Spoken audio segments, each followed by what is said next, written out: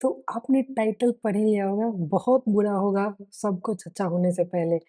तो ऐसा आखिर क्यों होता है? तो देखिए, आपके साथ अच्छा तभी होगा जब आपके सारे बुरे कर्मों के हिसाब बराबर हो जाएँगे। थोड़ा डिटेल में एक्सप्लेन करती हूँ।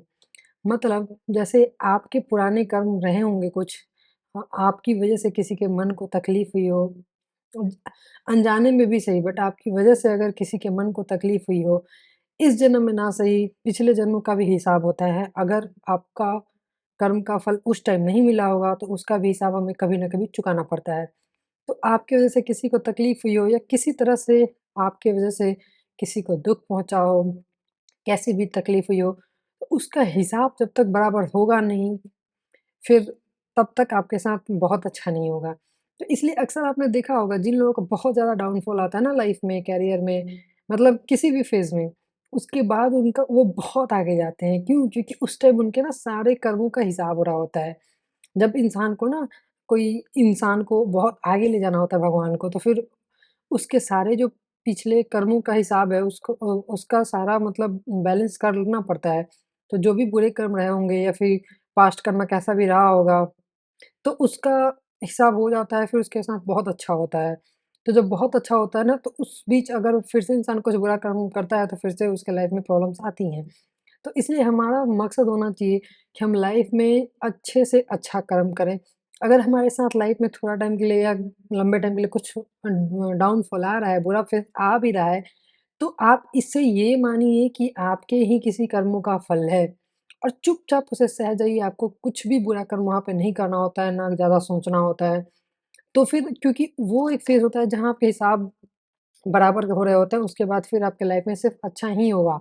क्योंकि आपने देखा होगा जिनका भी लाइफ में ना बहुत बुरा फ़ेज़ आता है ना एक टाइम, उसके बाद वो बहुत ही आगे जाते हैं करियर में। फिर वो पीछे नहीं आते क्योंकि जो जिसने बहुत बुरा फ़ेज़ देखा होता है ना, तो वो फिर गलत काम करता भी नहीं है, बुरे कर्म करता भी नहीं है। क्योंकि वो उसी बात को समझ जाता है कि हमारा ही कोई कर्म रहा होगा जिसका फल हमें मिल रहा है। तो इसलिए बड़े-बड़े साधु संत को भी आपने बोलते सुना होगा, ख़ासकर मैं प्रेमानंद जी की बात करूँगी यहाँ पे क्योंकि उनकी बातें मैं भी सुनती हूँ, मुझे बहुत अच्छी लगती है। तो वो ये बार-बार ये बात बोलते हैं अगर कोई उनसे क्वेश्चन पूछता है तो, कि देखो अगर बुरा टाइम आया है ना तो उसको चुपचाप सह लो। आप चुपचाप उसको सह लीजिए क्योंकि हमारे ही किसी कर्म का ये फल है। क्योंकि अगर हम इसको सह लेते हैं ना तो आगे फिर हम मेंटली भी ठीक हो जाते हैं, हर तरह से हम खुश रहने लगते हैं और हम लाइफ में बहुत ही आगे जाते हैं। तो इसलिए बहुत बुरा हो रहा है आपके साथ, आपको लग रहा है कि आपने किसी के साथ गलत नहीं किया है, फिर भी आपके साथ बुरा हो रहा है, तो आप चुपचाप इस फ़ेज़ को सह लीजिए क्योंकि अब आपका टाइम आ गया है सिर्फ़ अच्छा होने का। क्योंकि यहाँ भी कर्मों का हिसाब हो रहा है। सारे छोटे थोड़े बहुत भी छोटे-मोटे बुरे कर्म हुए होंगे जिनकी आपकी वजह से किसी को छोटा-मोटा भी तकलीफ़ हुआ होगा, तो सारा का हिसाब एक साथ भगवान करते हैं और फिर उसके बाद सिर्फ़ अच्छा क्योंकि आपके साथ होना रहता है, तो उसका हिसाब ख़त्म करना पड़ता है, अच्छा बहुत अच्छा करने के पहले। तो इसलिए आपको ज़्यादा टेंशन नहीं लेनी है, ज़्यादा सोचनी नहीं है। ठीक है? जो भी हो रहा है अपना कर्म समझ के इसको चुपचाप शांति से सह लीजिए क्योंकि अब सिर्फ़ अच्छा होगा आपके साथ। ठीक है? बात को डिटेल में एक्सप्लेन करना था आज। अगर आपको कुछ भी डाउट हो तो आप कमेंट कर कर सकते हैं, मैं रिप्लाई भी करती हूँ।